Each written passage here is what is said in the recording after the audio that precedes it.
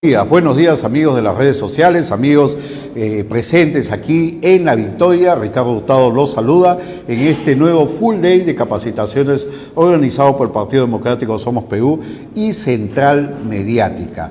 Llegó el mes de octubre, el mes de la procesión, el mes de la fe, el mes de la paz. Estamos en un mes supuestamente de paz, aunque se ven a veces algunos temas, pero contentos de volver a estar con ustedes. Este mes nos tocó la victoria, contento de estar con el público victoriano.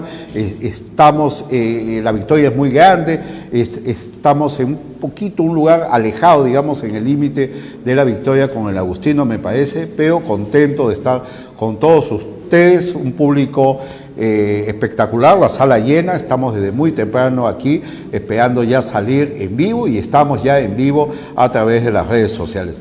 El saludo de la presidenta del partido, Patricia Liz Sotelo, quien está conectada también con nosotros, de todos los somistas a nivel nacional y de las autoridades también municipales, regionales. Todos están conectados a través de las redes sociales y al público, porque estas capacitaciones son abiertas. Todos nos pueden ver, todos nos pueden seguir. Vamos a estar desde estos momentos hasta las 8 de la noche, como ya es habitual en Somos Perú. Hay que capacitar, hay que capacitarnos y ese es el objetivo de Somos Perú. No en estos momentos nada más, porque hay que siempre recordar, esto es constantemente. Bueno, coincide que estamos en un tema electoral, pero esto se hace constantemente y es un tema netamente académico, y por eso que estamos nosotros presentes, Central Mediática, con todo el equipo de chicos que están en estos momentos analizando todos los temas. Nos demoramos un poco porque estamos en televisión, tenemos distintas cámaras, la cámara 1, 2, 3, estamos de distintos puntos y la transmisión tiene que ser excelente para llegar a todo el mundo y a todo nuestro país, lo que es esencial. Bueno, el sábado 25, ¿sí? 25 de octubre, ya pocos días de acabar este importante mes, y empezamos de lleno. El día de hoy vamos a tener, como es habitual, 6 capacitaciones. Les voy a mencionar rápidamente: Congreso de la República, bicameralidad, con el doctor José Oviedo Palomino; el calendario electoral, tachas, impugnaciones, inscripciones, con el doctor José Manuel Villalobos Campana; la tercera ponencia, desarrollo social humano, retos en la gestión municipal, a cargo del doctor Marco Tulio Gutiérrez; la cuarta ponencia a las 3 de la tarde, gestión de contrataciones del Estado, a cargo del doctor David Mujica Castillo; quinta ponencia, organización del poder político, tipo de Estado, a cargo del doctor Álvaro López Cazorla; y por último, el licenciado Miguel Niman Valenzuela, el líder dentro de las organizaciones políticas, grupos. Así que esa es, digamos, nuestra programación hoy, sábado 25 de octubre. Vamos a iniciar con la presentación de Central Mediática. Vamos a empezar con la presentación de Central Mediática con lo que es esta ponencia,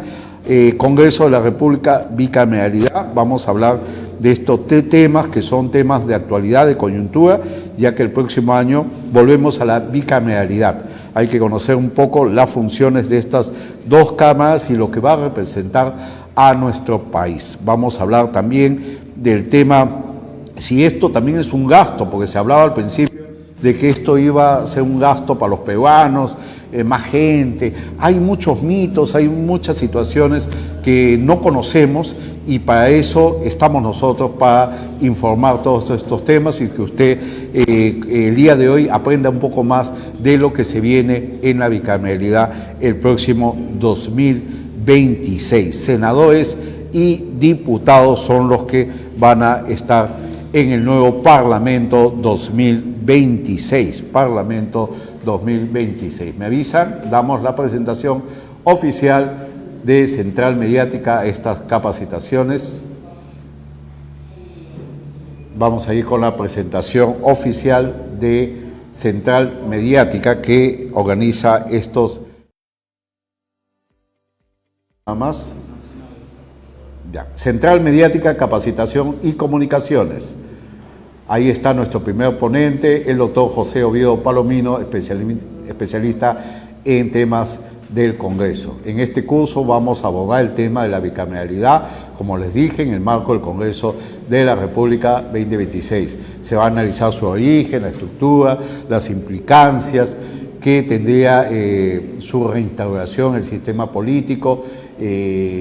Vamos a reflexionar sobre los beneficios, los desafíos que involucra todo este tema, la representación de la gobernabilidad y el equilibrio de poderes, promoviendo el análisis crítico sobre su viabilidad en el 2026, siempre buscando el fortalecimiento democrático de los partidos políticos. Es muy importante el fortalecimiento democrático. Ahí está el curso, Congreso de la República, bicameralidad, está el contexto de este curso. El Congreso de la República constituye uno de los pilares fundamentales de la democracia peruana. En los últimos años ha habido una discusión en este tema de la organización del Congreso. Está el planteamiento del problema, la actual estructura del Congreso ha sido cuestionada, la falta de filtros, la producción de leyes. Los objetivos de esta charla, esta ponencia, analizar los fundamentos, buscar siempre contribuir con un propósito de cambio, una reflexión, vamos a informarnos. Esos son los objetivos que buscamos en esta importante ponencia. Ahí está el muñequito de Central Mediática, la IA. ¿Está usted de acuerdo con que el Senado no tenga derechos o iniciativa legislativa, ya que el Senado no lo va a tener? La pregunta es, ¿usted está de acuerdo con que el Senado no tenga derecho a iniciativa legislativa? Es un tema que queda ahí. Nuestro ponente lo va a desarrollar. Central Mediática, Capacitaciones y Comunicaciones y el Partido Democrático Somos Perú presentan el Full Day de capacitaciones de Somos Perú. Recibimos con fuerte aplauso al doctor José Oviedo Palomino. Adelante, doctor. 33 años en el servicio parlamentario, queda con todos ustedes. Muchísimas gracias. En primer lugar, quiero agradecer esta invitación, tanto del Partido Somos Perú como de Central Mediática, para dar esta charla sobre la bicameralidad. Me resulta muy grato estar aquí, porque este tema de la bicameralidad es un tema sumamente importante, no porque yo lo diga, sino porque la organización del Parlamento es una organización que tiene implicancias sobre el quehacer nacional, ¿no? En realidad ustedes saben que no existiría sin Parlamento. Si ustedes quitan el Parlamento de la organización del Estado, quitan el Parlamento, entonces se convierte en una república solamente.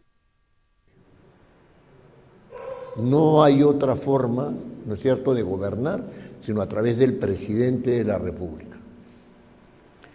Si insertan el Parlamento, sistema republicano, el Perú es una república, y esa república, ¿no es cierto?, es tal porque hay Parlamento. No sería república. En consecuencia, democracia, porque no habría representación del pueblo en el Parlamento. Entonces, para ustedes como para mí, nos resulta sumamente importante preocuparnos acerca del Parlamento. Y no solamente resulta importante que nos preocupemos como personas, sino también me parece muy importante, y por eso he venido, que un partido político se interese por informar, ¿no es cierto?, a la ciudadanía acerca de la importancia de esta reforma constitucional que permite trasladar la Cámara única, ¿no es cierto?, en una Cámara doble, es decir, permite que el Parlamento sea bicameral, ¿no? Poca gente está enterada de los pormenores de este asunto.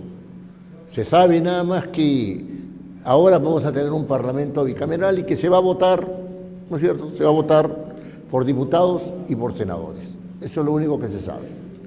Aquí, durante este tiempo que tengo, no sé cuánto tiempo tengo, una media hora, una hora, ¿no? vamos a reflexionar. A mí no me incomoda si me hacen preguntas mientras estoy hablando, basta con que levanten la mano y podemos conversar. Y si quieren hacer preguntas al final, también no tengo ningún inconveniente en eso.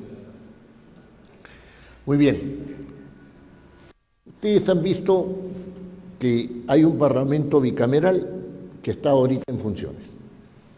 Ese parlamento bicameral termina sus funciones el 26 de julio del próximo año. El 27 de julio del próximo año ya se ha instalado un parlamento bicameral, o sea, se ha instalado la Cámara de Diputados y se ha instalado el Senado. Ahora bien, ¿por qué se produce esto? ¿No? Con un parlamento unicameral, bueno, muchos dicen parlamentos unicamerales, de lo que se trata es sencilla y únicamente de hacer las cosas más rápido. El Parlamento tiene que ser más eficiente. Asuntos relacionados con los problemas del Perú no esperan, ¿no? Cada vez son más agudos. El Parlamento no puede estar detenido en unas reflexiones, ¿no?, largas para poder sacar adelante las leyes, ¿no? Entonces, es una ventaja muy fuerte del Parlamento unicameral, ¿no? Además, son menos representantes, hay menos gasto, los representantes pueden conversar entre ellos porque los partidos políticos son menos, ¿no? Quedan ahí, y entonces las soluciones se hacen muy viables, ¿no? Se llega rápidamente a sacar leyes, no solamente en corto tiempo, sino que además por una especie de consenso, etcétera, ¿no? Entonces, por ahí las ventajas del bicameralismo son claras, ¿no? Pero ¿por qué pasar a... Si estamos tan bien, ¿por qué pasar al bicameralismo? Y lo que sucede es lo siguiente, ¿no? En el debate que hubo para dar esta ley, la ley del bicameralismo, que la nombro es la 31988, ¿no? Esa es la ley de reforma constitucional que establece el bicameralismo. Se dieron 4 razones por las cuales el Parlamento tendría que ser bicameral. Una primera razón es que en el Perú, en toda la historia del Perú, los parlamentos han sido bicamerales. Toda la historia del Perú. No ha habido un parlamento que no sea bicameral. Ustedes me dirán, no, pero a mí me han contado, me han dicho que la Constitución se hizo en una asamblea bicameral y han habido 13 constituciones y por lo tanto han habido unicamerales. No, hay que distinguir. Una cosa es una asamblea constituyente para dar una constitución y otra cosa es el Parlamento. Todas esas asambleas han dicho que los parlamentos deben ser bicamerales. Y entonces se ha empezado con los parlamentos bicamerales. Esa es la tradición constitucional. Y efectivamente es así. Desde 1823 hasta 1979, todas las constituciones fueron bicamerales. El señor Vallerriestra, no sé si ustedes recuerdan ese señor Vallerriestra que salía en televisión, decía que esa era la tradición constitucional del Perú. Esa era la constitución del Perú, no ser bicameral, ¿no es cierto? Esa fue una primera razón. La otra razón era un carácter, digamos, político, ¿no? Netamente político. Había habido crisis de 1985 a 1990. ¿Qué crisis había habido? Crisis económica. El primer gobierno del señor García, ¿no es cierto?, dejó la situación en muy mal estado. Había que sacar al país de esa situación de postración económica. Y por otro lado, se había dado el Congreso unicameral porque se había establecido, ¿no?, que debía superarse el terrorismo de todas maneras. Pero ustedes recuerdan, ¿no?, que más o menos en la década de los 80, 90, ¿no?, la presión de Sendero Luminoso ya prácticamente sobre Lima era sentida, ¿no? Cualquier persona que ha vivido por los cerros de por acá o por los cerros de Amancaes miraba pues las columnas terroristas caminando en los cerros, ¿no? Ese tema había que solucionarlo. Como eso ya se ha superado, ¿no es cierto? Ya se superó la crisis económica, tenemos una economía más o menos estable, ¿no? Entonces dicen, se ha superado eso y entonces se ha superado el terrorismo, entonces ya no hay necesidad de la Cámara unicameral. Vamos a la bicameralidad. Un tercer argumento que dieron también es, ¿saben qué? Una sola cámara se desboca, ¿no? Entonces, los mismos congresistas en el debate decían, no, un ratito, nosotros estamos dando leyes, pero ¿sabes qué? Estamos demasiado apurados. Es bueno que haya una segunda cámara. Ellos mismos decían eso, ¿no? Entonces estamos dando leyes muy apuradas. Ahora ha habido una entrevista, ahora último, de la señora Rosa María Palacios con el presidente del Banco Central de Reserva, y el Banco Central de Reserva les ha dicho, han sacado leyes de tal naturaleza que de acá a 10 años vamos a tener un problema económico serísimo. Eso indica que el Parlamento está desbocado, ¿no es cierto? Porque no ha contemplado las consecuencias económicas de sus leyes, ¿no? Muy bien. Y un cuarto argumento, ¿no es cierto?, era que el bicameralismo, ¿no es cierto?, permitía una reflexión mayor de las leyes, porque iba a que era una cámara reflexiva. Ojo, no estoy diciendo que este Parlamento es un Parlamento que sea la Cámara de Diputados a la cual se le ha agregado el Senado. No, estamos pasando de un modelo unicameral a un modelo bicameral. Una cosa es que los congresistas piensen en solucionar problemas en una sola cámara y otra cosa es que piensen en solucionar problemas en dos cámaras. Tienen que relacionarse, ¿no? Muy bien, entonces esos argumentos dijeron, bueno, con esos argumentos pasamos, ¿no? Pasamos a la bicameralidad. Hubieron debates, etcétera, hasta que en marzo de este año, ¿no? En marzo de este año se consagró la ley, ¿no? Entonces, ese tema ha significado que se estructure y se distribuyan funciones del Parlamento, porque las funciones estaban concentradas, ¿no es cierto?, en una sola cámara. Ahora se van a distribuir en dos cámaras. ¿Qué ha pasado? ¿Cómo se han distribuido esas dos cámaras? ¿No? Para entender la distribución de las dos cámaras hay que entender las funciones que tiene el Parlamento, ¿no? La función del Parlamento no es hacer obras, ¿no? No es solucionarle el problema de agua y desagüe, que para eso están las municipalidades. No es hacer la carretera transoceánica, ¿no es cierto?, que para eso está el Parlamento, ¿no? No es decirle al señor, ¿sabe qué? Usted tiene un problema de salud, ¿no es cierto?, se lo va a solucionar aquí en el Parlamento. No. Los problemas de salud se solucionan en los ministerios, ¿no es cierto?, en el Ministerio de Salud específicamente. Si el Ministerio de Salud está mal, no es un problema del Parlamento, es un problema del Poder Ejecutivo, que no funciona bien. Bueno, entonces, ¿cuáles son las funciones del Parlamento? Para entender la bicameralidad, ¿no?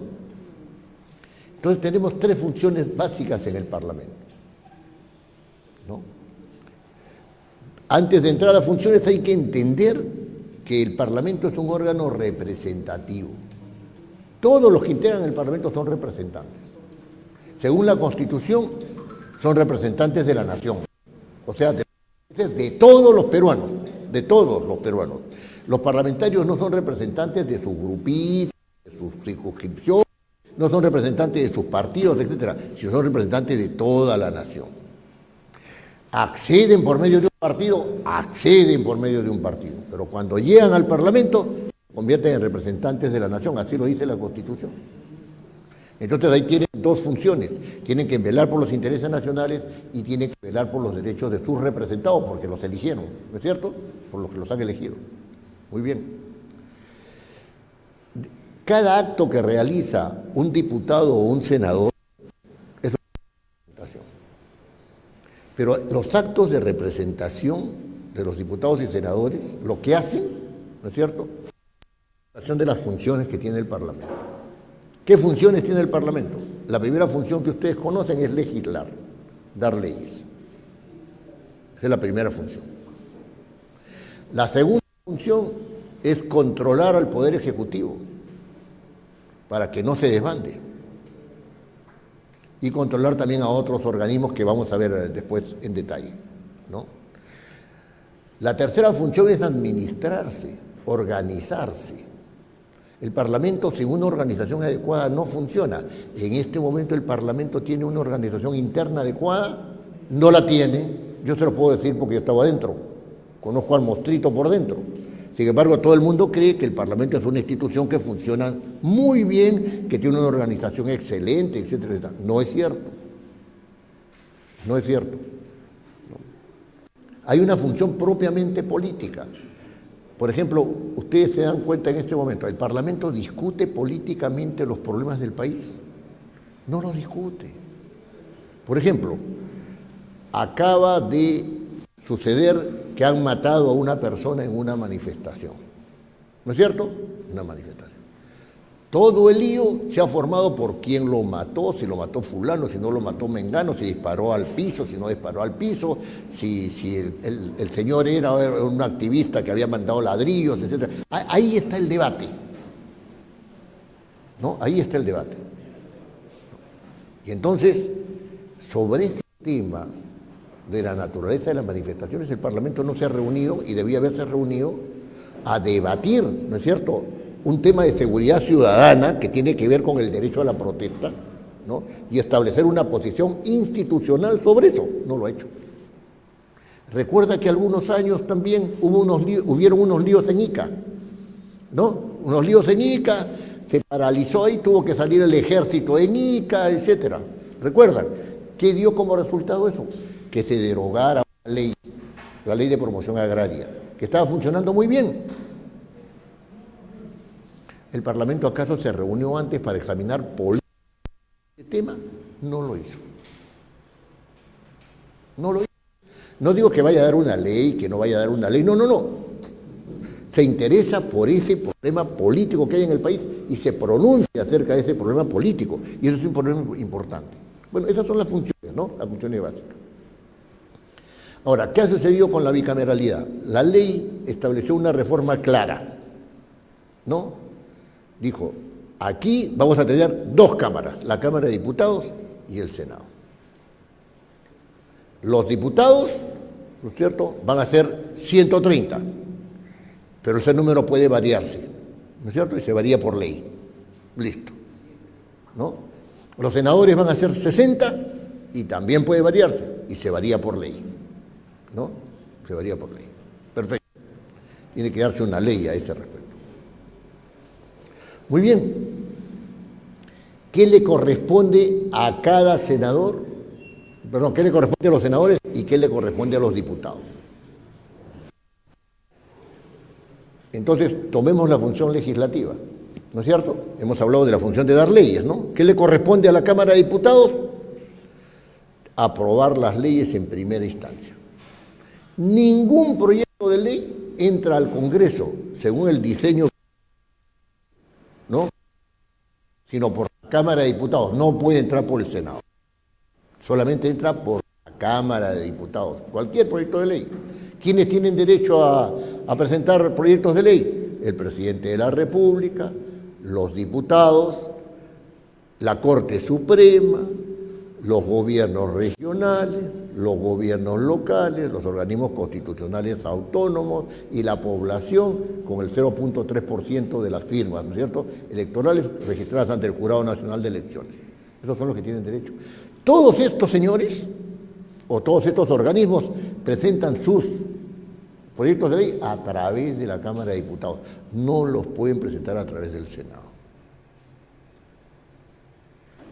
Y entonces, primera cosa, la función legislativa ingresa y se inicia por la Cámara de Diputados. No puede iniciarse por el Senado. Se iniciaba por el Senado o se iniciaba por la Cámara de Diputados. Ahora no, solamente por la Cámara de Diputados. la Cámara de Diputados evalúa el proyecto, etcétera, etcétera, lo aprueba.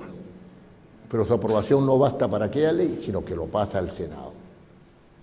El Senado lo mira, lo modifica, etcétera, etcétera, etcétera, y lo aprueba o no lo aprueba. Si lo aprueba, se va al presidente de la República para que lo promulgue, ¿no? Para que promulgue la ley. No hay retorno, no regresa así haya modificado el Senado, no retorna a diputados. Diputados no puede decir nada. Ya cumplió con sancionar la ley y después pasa para el Senado y el Senado cierra la función legislativa desestimando la propuesta o aprobándola. ¿La puede modificar y aprobar? También. Listo, ahí queda. Eso es en cuanto a la función legislativa. Pero en cuanto a la función de control político, ¿no es cierto?, se han distribuido, ¿no es cierto?, las funciones de manera tal que unas funciones de control político correspondan solo a la Cámara de Diputados y otras funciones de control político correspondan solamente al Senado. ¿Cuáles son las funciones de control político que tienen que ver con la Cámara de Diputados? ¿No? Primero, que pueden interpelar a los ministros. ¿Qué significa interpelar a un ministro? Se le llama y se le toma cuentas. Se le hacen preguntas a través de un pliego interpelatorio que se le envía para que lo responda. Lo pueden censurar, es decir, lo pueden sacar. Pueden sacar al ministro. ¿No es cierto? Después pueden negarle la confianza al presidente del Consejo de Ministros o a un ministro por separado. ¿Qué significa esto? Llega el presidente del Consejo de Ministros al Congreso y dice: yo hago cuestión de confianza de lo que he planteado, a nombre de todo el gabinete, el presidente del Consejo de Ministros. O si no, llega el ministro solo y dice: hago cuestión de confianza de la propuesta que he hecho, hago cuestión de confianza de mi presentación aquí ante la Cámara de Diputados, ¿no? Y entonces el Parlamento le puede decir: acepto la cuestión de confianza, o sea, te doy mi respaldo, o no acepto, rehúso la cuestión de confianza y te la quito. Y te vas a tu casa. Si le quito la confianza, se va a su casa el ministro. Estas funciones que he señalado le corresponden a la Cámara de Diputados, no le corresponden al Senado. O sea, si alguien quiere interpelar a un ministro, solamente lo puede hacer la Cámara de Diputados. Si alguien quiere censurar a un ministro, solamente lo puede hacer la Cámara de Diputados. Si alguien quiere otorgarle o rehusarle la confianza, solamente le corresponde a la Cámara de Diputados. Y la Cámara de Diputados también es la única que puede formar comisiones investigadoras. El Senado no puede formar comisiones investigadoras. ¿Qué cosa es una comisión investigadora? Una comisión... ¿Se entrevista a los ministros, a las autoridades? No, como comisión investigadora no. Como interpelación sí. La interpelación sí, los llama a los ministros y le dice: ¿qué está pasando acá? ¿No? Pero la comisión investigadora, digamos, tiene otras características, ¿no? Sí, se forma una comisión investigadora en la Cámara de Diputados sobre un asunto de interés público. De interés público, ¿eh? No es sobre investigar a una persona, a la otra. Las personas van a caer solas cuando se investigue ese asunto de interés público, ¿no es cierto? ¿No? El asunto de interés público. ¿Qué cosa es un asunto de interés público? Lo que nos afecta. Claro. Ese punto de interés público ha sido interpretado como que es interés de asuntos del Estado. ¿Se dan cuenta? Como dice interés público, el sector público, ¿no? Entonces, del Estado. Y entonces, si lo miramos desde ese punto de vista, el interés público significa cualquier cosa que el Estado, cualquier actuación del Estado que afecte a la población, entonces inmediatamente, ¿no es cierto?, se puede formar una comisión investigadora. Pero eso no es tan sencillo. Porque un asunto de interés público también puede ser el caso de una minera, ¿no?, que esté tomando tierras campesinas y que esté infestando los ríos, ¿no? Y que por lo tanto hay un tema de agua que beber, ¿no es cierto? Y los campesinos de esa zona están tomando agua contaminada. Este asunto de interés público puede ser objeto de una comisión investigadora, sí, puede ser objeto de una comisión investigadora. Es que un privado, es un público, no es una entidad pública, es una entidad privada. Pero el asunto es de interés público. Entonces el Parlamento puede llamar, o sea, ¿no es cierto? Puede llamar a un... Algunos se resisten y no van. Si la Cámara de Diputados se pone los pantalones, va a traer de grado o fuerza para que declare, ¿no? Eso es lo que se entiende. Estas son las funciones de la Cámara de Diputados. ¿Ya? En primer lugar, una función legislativa de inicio del proceso legislativo, cual tiene que aprobar una evaluación y remitir al Senado, ¿no? Y tiene sus funciones de control político que están centradas en el poder ejecutivo, en controlar al poder ejecutivo. Centrada. Por eso está la interpelación, por eso está la censura, por eso está el rehusamiento o otorgamiento de confianza, etc. ¿No? En el Senado, ¿no es cierto?, continúa la función legislativa, como ya he señalado, ¿no? O sea, la Cámara de Diputados ha enviado al Senado, ¿no es cierto?, la fórmula legal, ¿no es cierto?, que tiene que aprobar, sobre la cual tiene que pronunciarse el Senado, y el Senado dirá si la aprueba o si no la aprueba, ¿no? Pero las funciones de control político del Senado son distintas. Son distintas. Por ejemplo, el Senado nombra y remueve al defensor del pueblo. Nombra y remueve al presidente del Banco Central de Reserva y a los 6 directores del Banco Central de Reserva. Nombra 3 directores nada más, los demás los nombra el presidente de la República, ¿no? Pero los remueve a todos. ¿No? El Senado nombra al superintendente de banca y seguros, que no son palabras menores, ¿ah? Controla toda la banca, ¿no es cierto? Son palabras menores. El Senado, ¿no es cierto?, nombra y remueve al Contralor General de la República, cosas que no son palabras menores, ¿no? Pero además, ¿no es cierto?, en razón de un artículo adicional, también remueve a los miembros de la Junta Nacional de Justicia, ¿no? Entonces, el control político que tiene el Senado es sobre los organismos constitucionales que no son poderes del Estado. Al TC nombra solamente, no lo puede remover. Al TC solamente lo nombra, no lo puede remover. Ellos tienen otro régimen, ¿no? Y ahí hay un tema que centraliza la función de control político sobre estos organismos que son llamados organismos constitucionales autónomos, porque están nombrados en la Constitución y sus funciones están desarrolladas en la Constitución.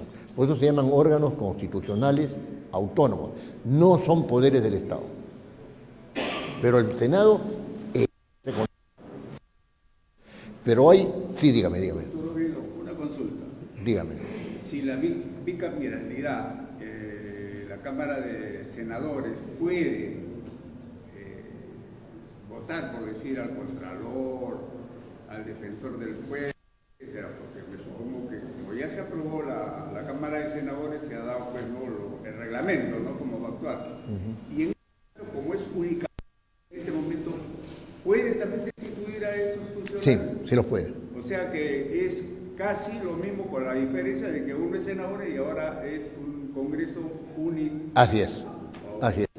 Es una distribución nada más de las funciones, nada más. Y su pregunta es muy interesante porque puede llevar a la reflexión si en realidad estamos ante un parlamento bicameral. Porque una cosa es tener dos cámaras y otra cosa es decir que el Parlamento es bicameral, pues, depende cómo funcione, ¿no? Pero ahí lo dejamos. Sí. Disculpe la interrupción. Sí. Parece que ha omitido usted las edades, que es un factor principal para las edades. Para acceder. Sí, sí. No. Por eso, porque ahí voy a ir sobre ese tema también. Voy a ir sobre ese tema porque es un tema de carácter electoral, ¿no es cierto? Voy a ir sobre ese tema. Ahora,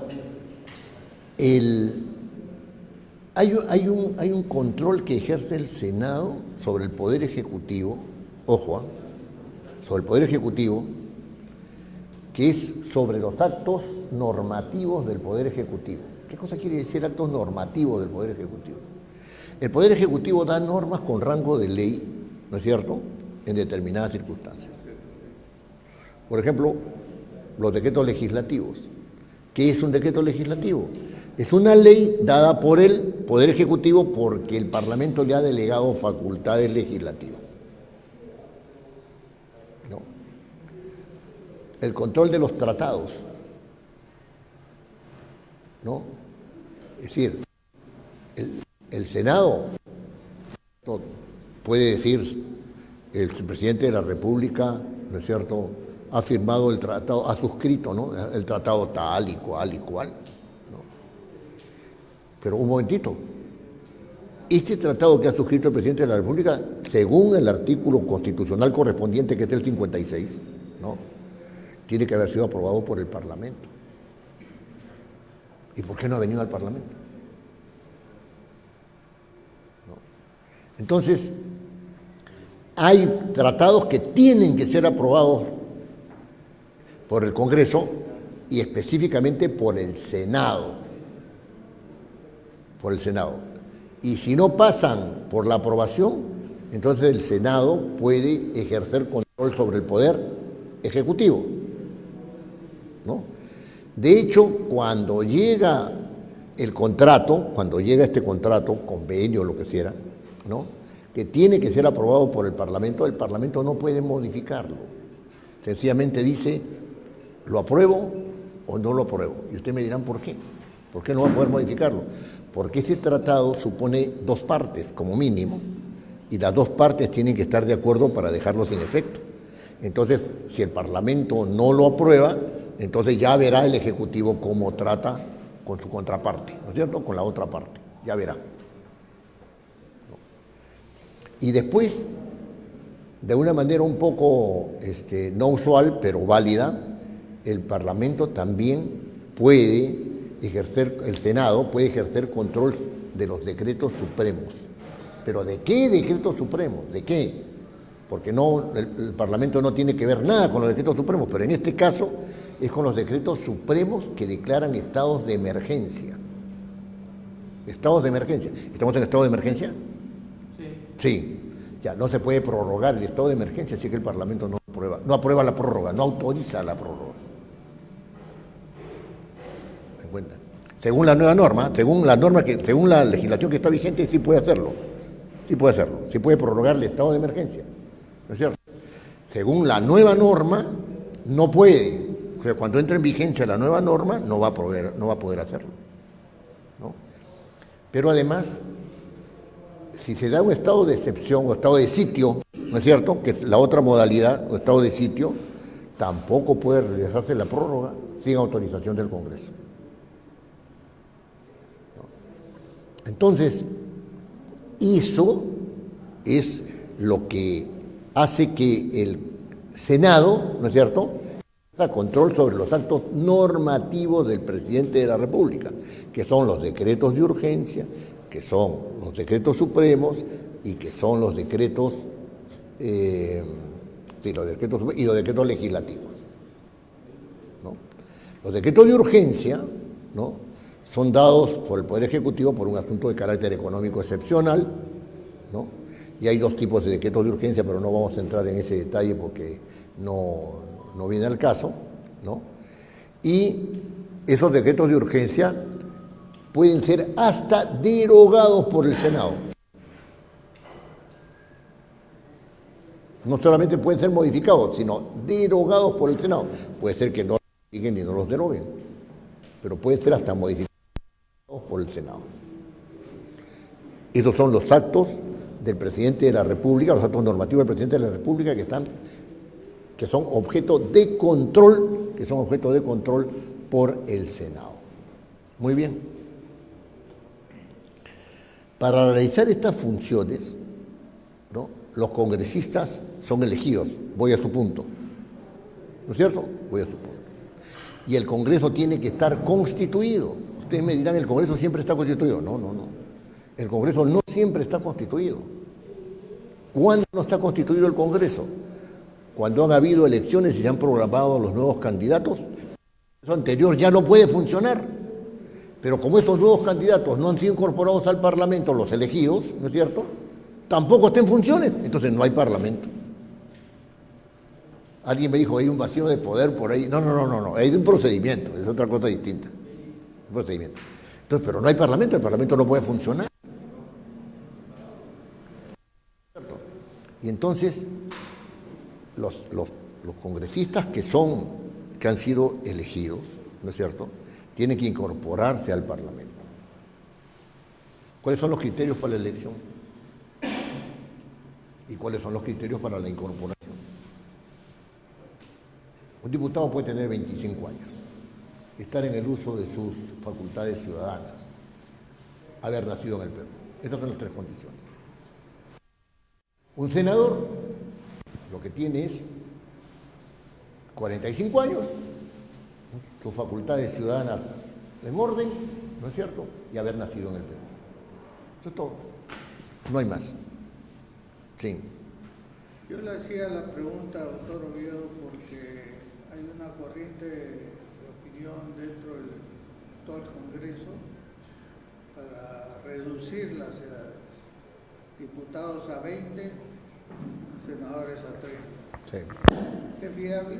No, ya no. No le alcanza el tiempo para una segunda legislatura. Ya no le alcanza el tiempo. Y no creo que su viabilidad sea solamente una cuestión de tiempo, sino de aceptación social. El Parlamento está demasiado desacreditado para hacer una reforma ya de ese tipo. Bastante ha hecho con hacer la reforma bicameral, ¿no? Porque había no sé si recuerdan ustedes, el 2018 hubo un referéndum y se dijo, no, a la bicameralidad no va, ¿no? Bueno, ahora resulta que ha ido la bicameralidad, ¿no? Tampoco pedir ningún perfil académico. Sobre ese punto, a ese punto iba, ¿no? A ese punto iba, y es muy buena su pregunta.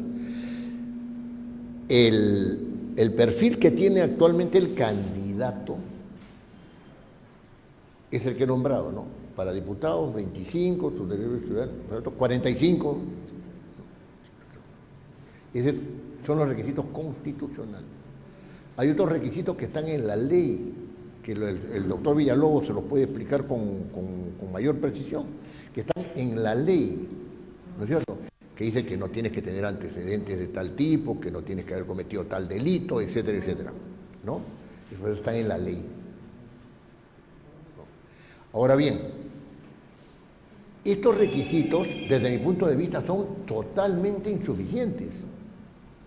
Y todo el mundo está diciendo, atención, todo el mundo está diciendo sobre este punto que debían tener posgrado y que debían tener estudios por lo menos secundarios y no sé cuánto. Eso está bien. Pero miren, los que acceden al Congreso, sea para diputados y senadores, entran a un ente político, por naturaleza, de decisiones políticas. Pregunta, si un gerente general de una empresa tiene 40 posgrados, una experiencia enorme en producir cerveza, y se mete al Parlamento, no va a entender de qué se trata, por más títulos que tenga, por más experiencia profesional. Va a ingresar a aprender. Va a ingresar a aprender. Sobre ese punto, ya se ha medido y los nuevos congresistas demoran 1 año y medio a 2 años en entender de qué se trata.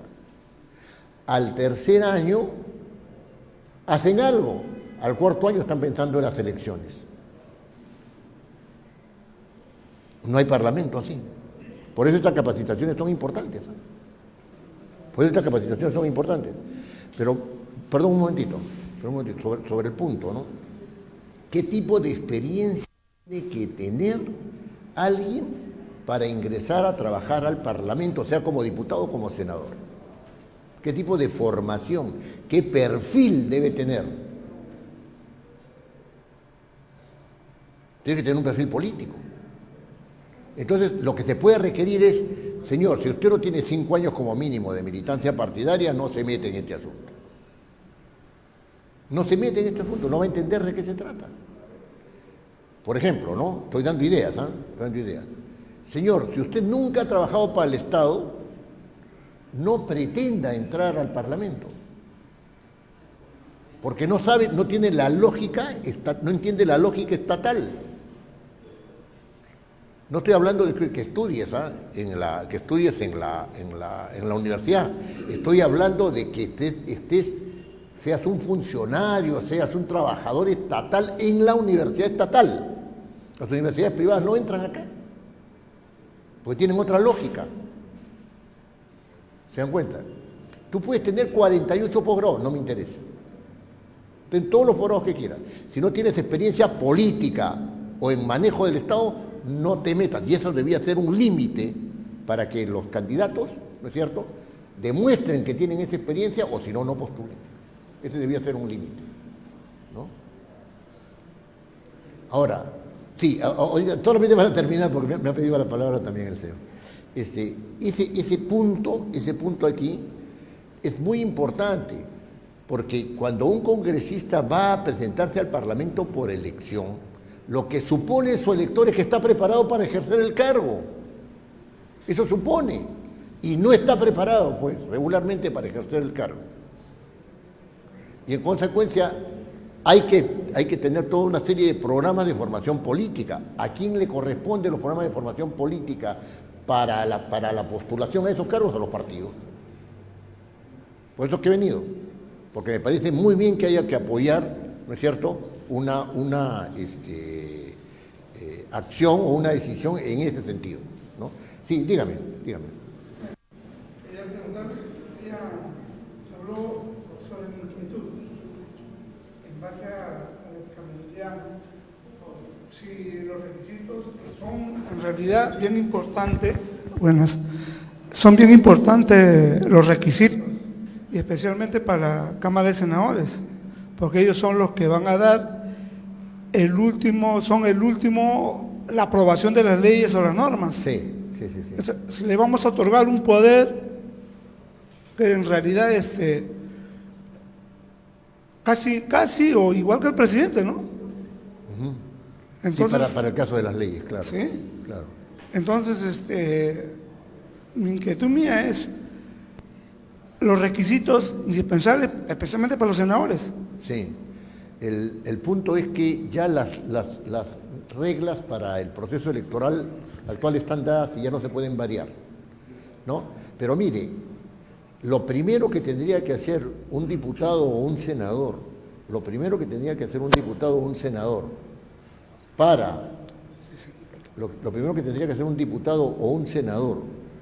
cuando llega a ejercer sus funciones es presentar proyectos de reforma constitucional para establecer nuevos requisitos, tanto para la Cámara de Diputados como para el Senado.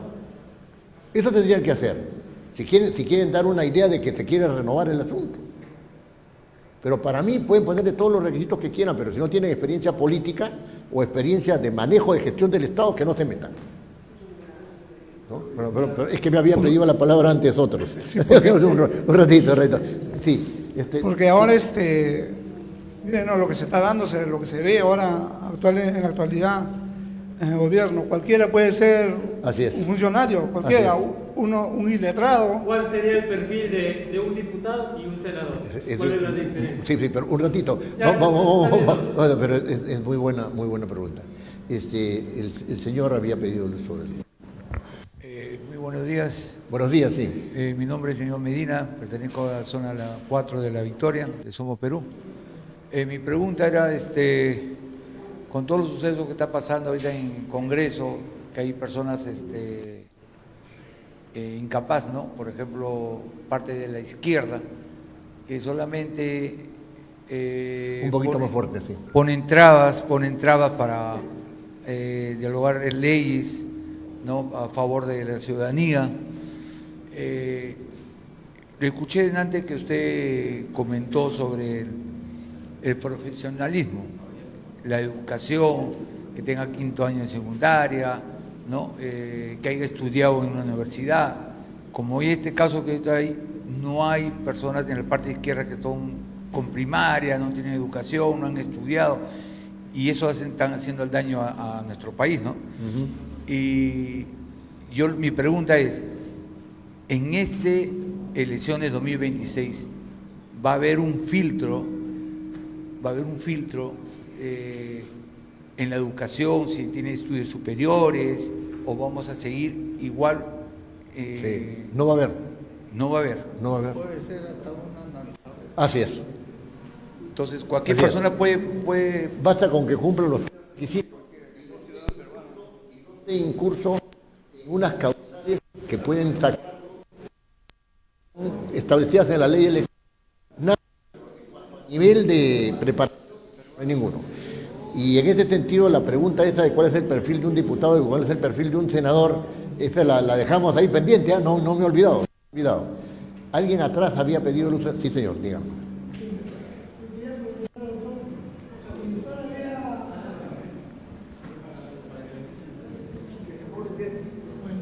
Mi nombre es Oscar López y quería preguntarle, toda una vida en la historia del Perú siempre se ha reflejado en que el Parlamento son los políticos los que han corrompido prácticamente al Perú. La mayoría de los políticos siempre se han prestado a la corrupción. Y eso, usted acaba de decir, que eso vamos a seguir igual, no se va a mejorar. Y son los políticos que mayormente... Porque el perfil de un político ahorita ¿qué es? Ahorita, por ejemplo, hemos visto, por ejemplo, la Supa. ¿Se acuerdan de la Supa? Era una persona ignorante, no sabía leer ni escribir, pero sin embargo tenía pues su gasolina, su resguardo policial, etcétera, etcétera. ¿De qué sirve el Parlamento de una persona así?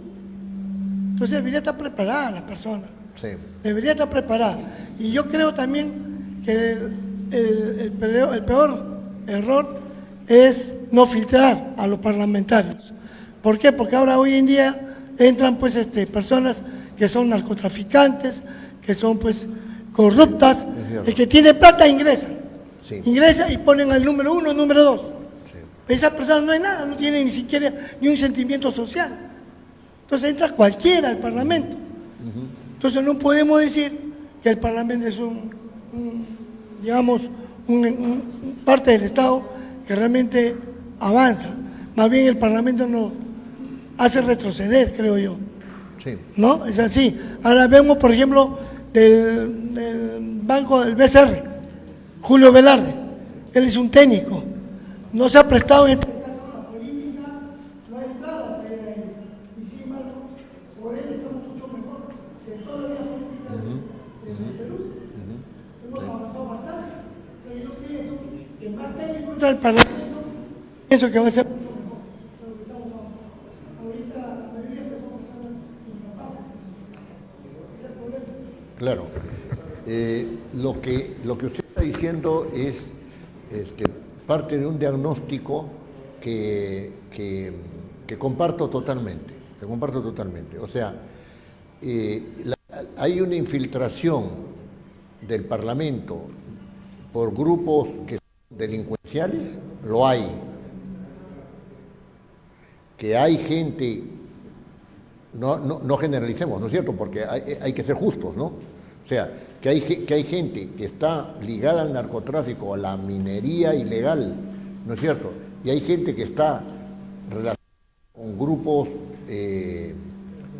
terroristas y que además hay gente que sabotea desde dentro del Parlamento, la hay. O sea, eso es vuelta que darle. Pero tenemos que apuntar, y en esto quiero ser particularmente incisivo, ¿no? Nuestra misión, ¿no es cierto?, es O sea, y que estas personas no ingresen.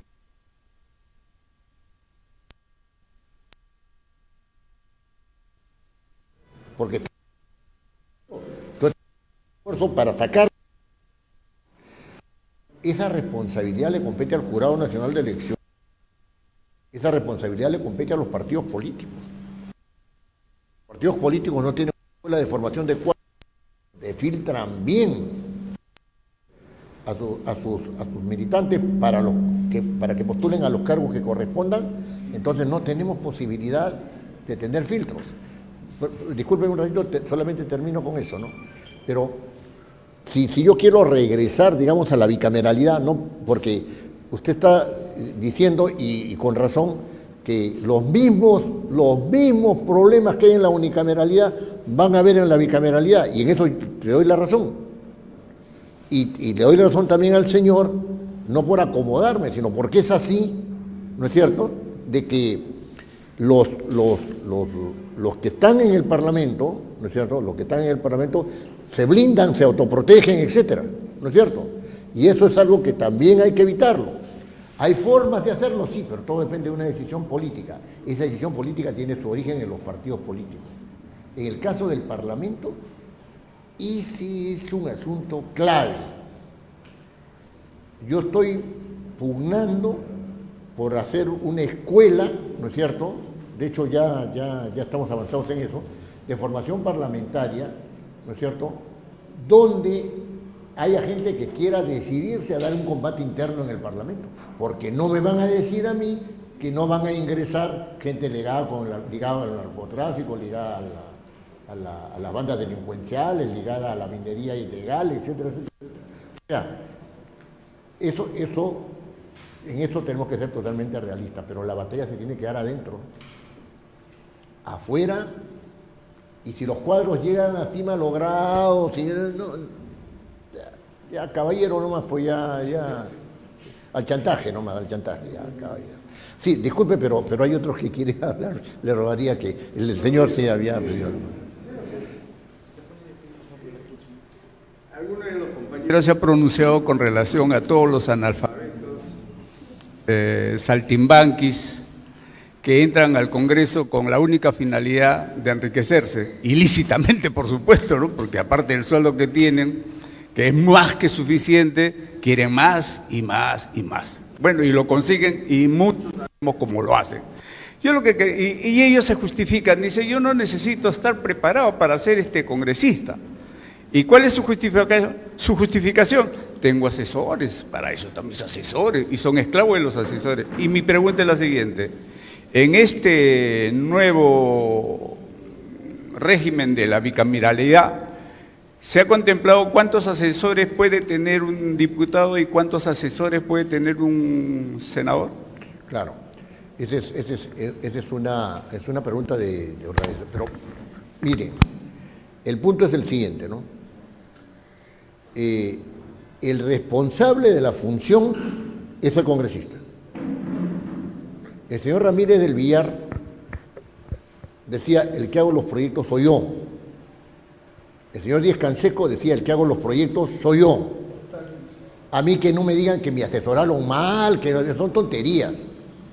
Son tonterías. El que hace el perfil del congresista, vamos ingresando a este tema, el perfil del congresista, ¿no es cierto?, está dado por su preparación para cumplir con las funciones del Parlamento. No para que vengan sus asesores y le tengan que decir qué cosa es lo que tiene que hacer. ¿Quién gobierna? ¿El elegido o el que asesora al elegido? ¿Quién toma la decisión? El elegido. ¿Se dan cuenta? Entonces, cuando hablamos de la organización del Parlamento, ¿no es cierto?, yo puedo decir, hay Cámara de Diputados, hay Cámara de Senadores, y les explico muy bien cómo viene el tema, cuáles son sus funciones y qué sé yo. ¿Y los actores políticos? ¿Quiénes son? Los actores, los que integran, los que van a realizar estas funciones, ¿quiénes son? ¿No es cierto? Y esa es la preocupación de usted, ¿no es cierto? O sea, el perfil. ¿En qué tiene que estar preparado un congresista? Un congresista puede no saber acerca de minería. ¿Se dan cuenta? Puede no saberlo, pues, nunca ha estado metido en ese mundo. Un congresista puede no saber nada de agricultura. Un congresista puede no saber nada de lo que tiene que ver con el sistema de justicia ni con los penales, puede no saberlo. Eso es correcto. Puede no saberlo. ¿Qué tiene que saber necesariamente? Esa idea que ha manifestado usted, para eso tengo asesores, es una estupidez. Disculpe la palabra fuerte, pero es una estupidez. Está indicando que esa persona quiere utilizar el cargo para otras cosas. ¿No es cierto? Entonces, ese punto tiene que, el perfil del congresista. ¿Qué tiene que saber un diputado? ¿Qué tiene que saber un senador? ¿Conoce el diputado, el candidato a diputado, conoce cómo se elabora un proyecto de ley? Si no lo sabe, va a tener que aprenderlo. Y si no lo aprende y llega mal. Y si no, que no llegue, pues que no postule. Porque él es el que tiene que hacer el proyecto de ley, no sus asesores. ¿Sabe un diputado cuál es el procedimiento para aprobar una ley? Una cosa es elaborar el proyecto, que es una cosa compleja. No digo complicada, es compleja. Eso no, un proyecto de ley no se hace de un día para otro. Hay diputados que hacen un proyecto o senadores que hacen de un día para otro, ¿no es cierto? O sea, eso no, hay algo que está mal ahí. ¿Sabe cuál es el procedimiento? Porque hay un procedimiento para aprobar el proyecto. ¿Sabe qué votaciones se requieren para aprobar proyectos? ¿Sabe? Porque hay diferentes votaciones. Ya. Si postula diputados, ¿sabe cómo plantear una moción de orden del día para interpelar a un ministro? ¿Sabe cuáles son las causales de una interpelación? ¿Sabe cuáles son las consecuencias de una interpelación? ¿Sabe cuáles son las consecuencias o cómo se plantea una censura a un ministro? ¿Cómo se le rehúsa o no se le rehúsa confianza? ¿Sabe cómo se crea una comisión investigadora y cómo se trabaja en una comisión investigadora? Tiene que estar capacitado para eso. Perfil. En el Senado, ¿no es cierto? Igual. ¿Sabe cómo se nombran los miembros del Tribunal Constitucional? Hay todo un reglamento para nombrar a los miembros del Tribunal Constitucional. Tiene que conocerlo. Si va al Senado, tiene que conocerlo. ¿No? Si va a nombrar al defensor del pueblo, ¿no es cierto? Y sabe cómo removerlo, ¿no es cierto? Entonces que entre, pues, ¿no es cierto? Porque sabe, ¿no? Sabe, por ejemplo, que el defensor del pueblo lo puede remover, pero que el defensor del pueblo también está en la nómina de los que están sujetos a acusación constitucional. ¿Cuál de las dos va a preferir? ¿La acusación constitucional o la remoción? La remoción le corresponde al Senado y la acusación constitucional se inicia en la Cámara de Diputados y termina en el Senado. Si no sabe eso, que no se meta. ¿Sabe lo que es negociación política al interior del Parlamento? Si no sabe qué cosa es negociación política al interior del Parlamento, que se entrene un poco en negociación política, en el buen sentido del término negociación. No estoy hablando de otro. Sí, pero perdón, acá hay varios que quieren que le dé la palabra. Un momentito, se la rigen. Investigación. Lamentablemente, primero voy a presentarme, tuve la falta de respeto de no presentar. No. Soy el ingeniero Gustavo Paredes, de la Victoria. Nuestros líderes vecinales, el próximo alcalde, probablemente, el señor Alberto Correa. Sí, se escuchó hablar de él. Yo hablaba de que lamentablemente un postulante al Congreso, ya sea en este caso en estos últimos casos, solamente a congresista porque había una sola cámara. Así es. Puede ser un analfabeto porque así lo establece la Constitución política del Estado. Y nadie ha hecho nada para que en 2 legislaturas cambien esa condición. Por lo menos debería tener una profesión, qué sé yo, algo más, ¿no? Algo que defienda que demuestre su intelectualidad y su capacidad de aprender antes de ser elegido. Y como bien dice usted, doctor Oviedo, los partidos políticos tienen mucha responsabilidad en esto, en la filtración de sus elementos, de sus cuadros, formar cuadros para que tengan una buena representatividad. En cuanto a la cuestión de confianza, me ha quedado, usted la tomó ligeramente, me parece, pero la Constitución establece que 2 cuestiones de confianza negadas le da facultades a la presidencia para cerrar el Congreso. ¿Es cierto? Es cierto. ¿O a variar? Es cierto, con una variación. Muchas gracias. Muchas gracias. Sí, con una variación. Antes, a los 30, cuando un gabinete se constituía, ¿no es cierto?, el primer gabinete, por ejemplo, tiene que ir 30 días después al Parlamento. Si ese gabinete cae, se constituye otro, también tiene que ir 30 días después, ¿no es cierto?, de asumido el cargo al Parlamento. Ya.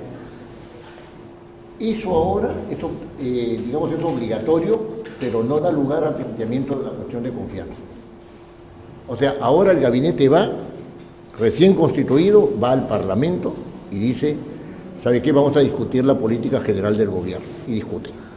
No hay cuestión de confianza. Y por lo tanto no puede haber negación de cuestión de confianza. ¿No es cierto? No puede haber. Eso es reciente, doctor, ¿sí? Un ratito. Sí, es la nueva. Estoy hablando de la nueva, ¿ya? Pero, ojo, el presidente del Consejo de Ministros puede pedir cuestión de confianza a nombre de todo el gabinete por lo que le parezca conveniente, ¿no es cierto? No por cualquier cosa, ¿no?, sino por lo que sea conveniente. Pero es voluntario, ya no está obligado. ¿Los ministros pueden pedir cuestión de confianza? Sí, pero voluntariamente, no es obligado, es cuando ellos lo quieren conveniente, ¿no?, según la nueva Constitución.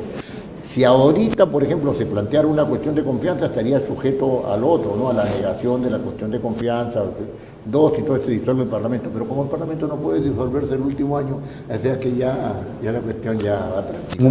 Muchas gracias, doctor. Una pregunta, por favor, para acelerar. Buenos días, doctor Oviedo. Quería saber si en esta bicameralidad... Un poquito más fuerte. Como hay muchas inseguridades, tal vez como el actual Congreso, no hay forma como poder controlar los congresistas.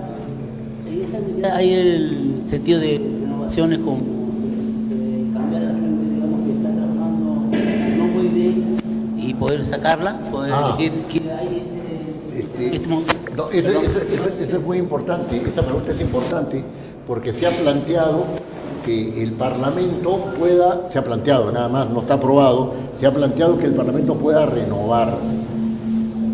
Entonces hay que ver cómo se realiza esa renovación. En Francia la renovación es por tercios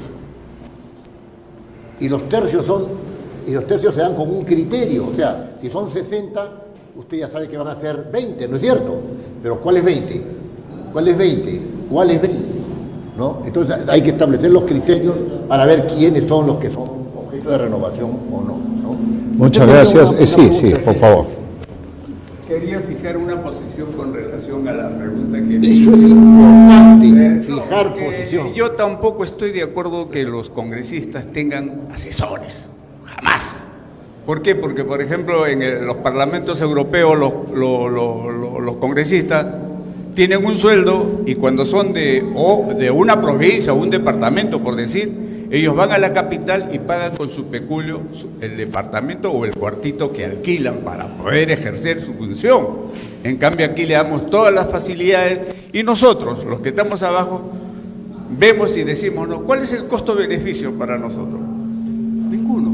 ¿Por qué? Porque los congresistas analfabetos funcionales hacen lo que les da la gana. ¿Por qué? Porque como no saben, sus asesores son los que los mangonean y hacen el ultraje total a la nación. Ese es el detalle. Por lo demás, mi posición, yo tampoco estoy de acuerdo que tengan asesores, por si acaso, por favor. Gracias. Sí, bueno, lo último. Vamos a acabar, sí. Lo último. Bueno, yo estoy muy agradado de conversar con ustedes, ¿no? En realidad ustedes han planteado temas que no solamente están en el ambiente, ¿no es cierto?, sino que son temas estructurales, ¿no es ¿no es cierto? Son temas estructurales. Y este planteamiento, la idea de que si el Parlamento bicameral va a ser mejor que el Parlamento unicameral, es una pregunta válida. Es una pregunta válida. Si esta idea de que los congresistas deben o no deben estar sujetos a más requisitos para acceder esto es una pregunta válida y hay alternativas para que el Parlamento se pueda renovar por tercios o no se pueda renovar por tercios. También es importante porque hay un tema de control político de la población sobre sus parlamentarios. O sea, ¿perdón? Si el Senado puede y también ahí el ingeniero está diciéndome, ¿por qué el Senado no legisla? O sea, ¿por qué el Senado no tiene derecho a iniciativa legislativa? Sería lo propiamente dicho. ¿Por qué? Si la elección es elección popular, ¿no?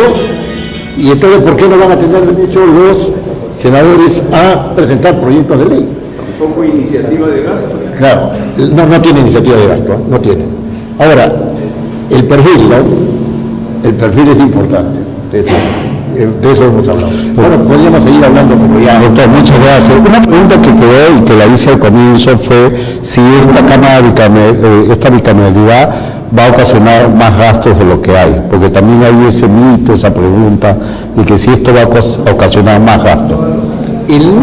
La misma pregunta se hacía cuando se pasó de la bicameralidad a la unicameralidad. ¿Vamos a gastar menos? Sí, vamos a gastar menos. Mentira. Hemos gastado más proporcionalmente que el Parlamento bicameral anterior. Ahora, en la reforma constitucional que da lugar a la bicameralidad, hay una disposición final que dice que el presupuesto del Parlamento no puede pasar del 0.6% del del presupuesto general de la República. Del 0.6%. Hay un límite. Más allá del 0.6% el Parlamento no tiene plata. Dentro del 0.6% del presupuesto de la República, el Parlamento sí puede disponer, es cierto, de cómo gastar su dinero. Muchas gracias. Un fuerte aplauso el doctor Pepe Oviedo. Muchas gracias, doctor. Antes de acabar, estamos transmitiendo en redes sociales, hay mucha interacción del público y queríamos que Nicolás nos dé alguna pregunta, doctor. Le pedimos unos minutitos nada más. Sí, Nicolás. Sí. ¿Se me escucha? Sí. Felicitaciones, ponente. Tenemos unas preguntas de la modalidad virtual. La primera es, Segundo Montoya desde Cajamarca pregunta, ¿cuáles fueron los principales argumentos para volver a implementar la bicameralidad pese al resultado del referéndum del 2018?